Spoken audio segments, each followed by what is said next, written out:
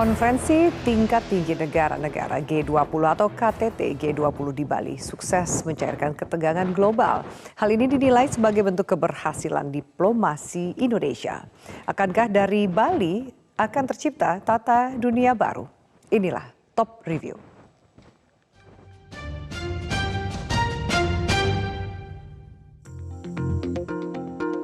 Beginilah suasana di ruang The Apurva Kempinski, Bali, jelang pembukaan konferensi tingkat tinggi G20 Selasa pagi.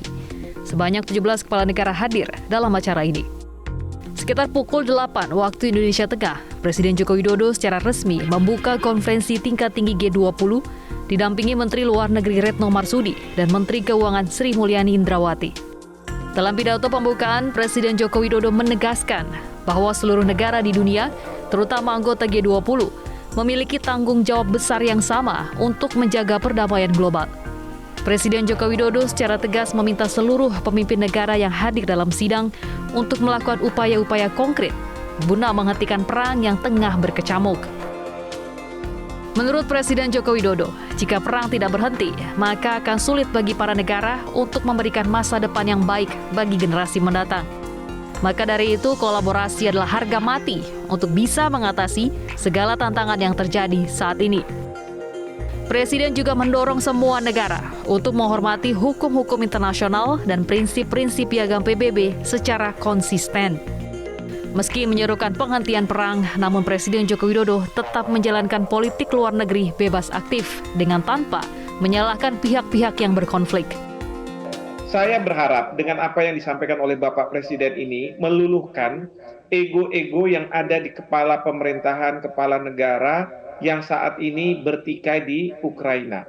Bapak Presiden tidak ada tedeng aling-aling untuk mengatakan bahwa perang harus diakhiri, tapi beliau tidak mengungkap apa alasan perang. Beliau tidak mengatakan mana yang benar, mana yang salah. Sama sekali tidak mengatakan seperti itu. Agak berbeda tentunya dengan Presiden Amerika Serikat. Kemarin beliau mengatakan bahwa setelah pertemuan dengan Presiden Xi Jinping bahwa perang agresi oleh Rusia harus dihentikan. Bapak Presiden kita tidak mengatakan itu, menunjukkan bahwa kita menjalankan politik luar negeri yang bebas aktif. Bapak Presiden merujuk pada ketentuan-ketentuan yang ada dalam piagam PBB. Dan kalau saya melihat dalam piagam PBB, dalam pasal 2 ayat 3, disebutkan bahwa negara apabila mereka punya perbedaan pandangan, punya sengketa, maka mereka harus menyelesaikan sedemikian rupa sehingga tidak mengganggu keamanan dan perdamaian internasional. Bukan hanya perang terbuka, Presiden Joko Widodo juga tidak menginginkan adanya perang dingin sebagai buntut dari perang Rusia dan Ukraina. Seruan ini rupanya ditindaklanjuti Amerika Serikat dan Tiongkok. Bahkan Bapak Presiden juga sudah menyampaikan untuk tidak meneruskan perang dingin. Ya, secara spesifik beliau mengatakan seperti itu, dan ini juga sudah ada kesepakatan antara pemerintah Amerika Serikat dan pemerintah Cina melalui presiden kedua negara bahwa mereka akan melakukan komunikasi yang intens bahkan sampai di level yang paling bawah. Menteri Luar Negeri Blinken dari Amerika Serikat sudah diutus oleh Presiden Joe Biden untuk bisa berkunjung ke Cina dan kemudian menemui counterpartnya dengan membahas masalah-masalah yang lebih detail. Presiden Amerika Serikat Joe Biden dan Presiden Tiongkok Xi Jinping memang sudah bertemu di sela-sela rangkaian acara KTT G20 di Bali. Dalam pertemuan ini, Presiden Biden menyebut sebagai pemimpin kedua negara, dirinya dan Jinping berbagi tanggung jawab untuk menunjukkan bahwa China dan Amerika Serikat dapat mengelola perbedaan dan mencegah persaingan menjadi konflik. Pertemuan Joe Biden dan Xi Jinping dinilai mampu meredakan ketegangan global. Namun, analis menilai kedua kepala negara juga bersikap pragmatis untuk kepentingan negara masing-masing. Ya, menurut saya ini sudah menurunkan ketegangan di antara kedua pihak, yang antara lain ditunjukkan oleh kesediaan untuk bertemu langsung, satu.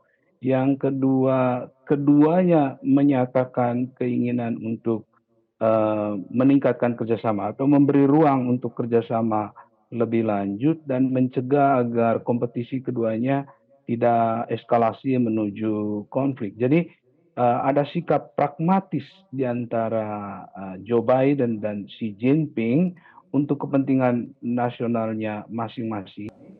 Tapi kita juga tetap memperhitungkan kemungkinan pendulum itu akan bergerak lagi ke arah ketegangan. Karena tadi tidak ada perubahan fundamental pada sikap dan policy masing-masing. Jadi ini betul-betul satu sikap pragmatis. Kalau saya boleh beri konteksnya, di dalam negeri sendiri Joe Biden jelang pemilu 2024 harus menunjukkan keberhasilan pembangunan ekonominya dan itu harus memanfaatkan pasar Tiongkok.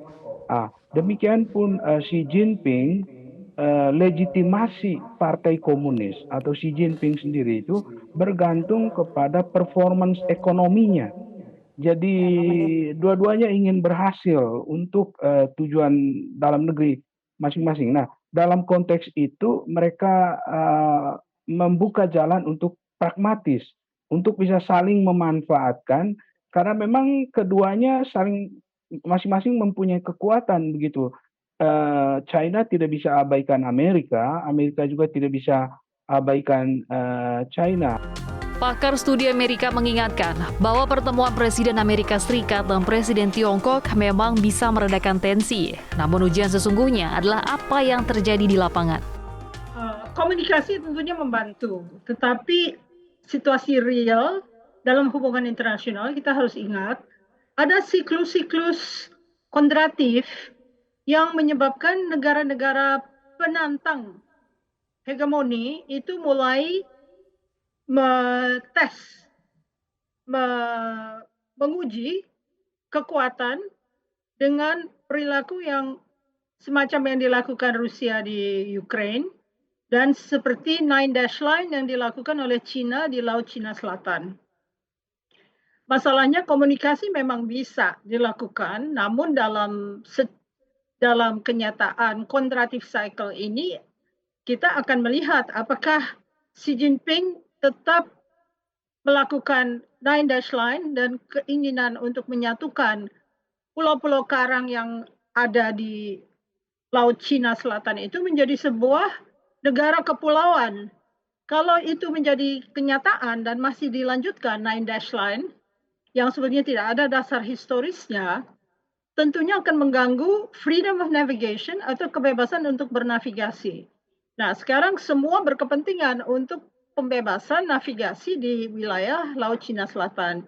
Jadi selama ada komunikasi masih bisa dilakukan pembicaraan-pembicaraan, namun dalam kenyataan kita harus sadar bahwa ada hukum-hukum tertentu yang berlaku dalam dunia hubungan internasional karena suatu negara yang merasa sudah menjadi kuat akan mencoba menguji kekuatan atau kerapuhan dari hegemoni yang mendikte selama ini.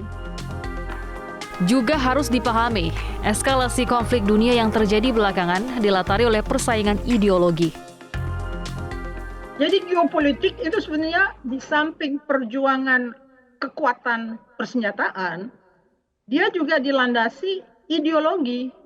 Ideologi apa yang akan bertarung di situ? Kita lihat ada ideologi mantan negara-negara komunis, yaitu Rusia dan Cina, dengan negara demokratik, liberal. Artinya international liberalism diperjuangkan oleh Amerika dan salah satu elemen dari international liberalism adalah kebijakan hak asasi. Karena liberalism itu berarti positive freedom, negative freedom, representation, and market. Nah, itu menjadi pegangan dari orang liberal. Kalau dia masih mempersoalkan masalah-masalah yang dirujuk, yaitu tentang Hong Kong, tentang kondisi-kondisi lainnya yang melanggar hak asasi seperti Uighur dan sebagainya, itu adalah bagian dari sebuah perjuangan ideologi yang sebetulnya landasannya adalah kekuatan fisik ya.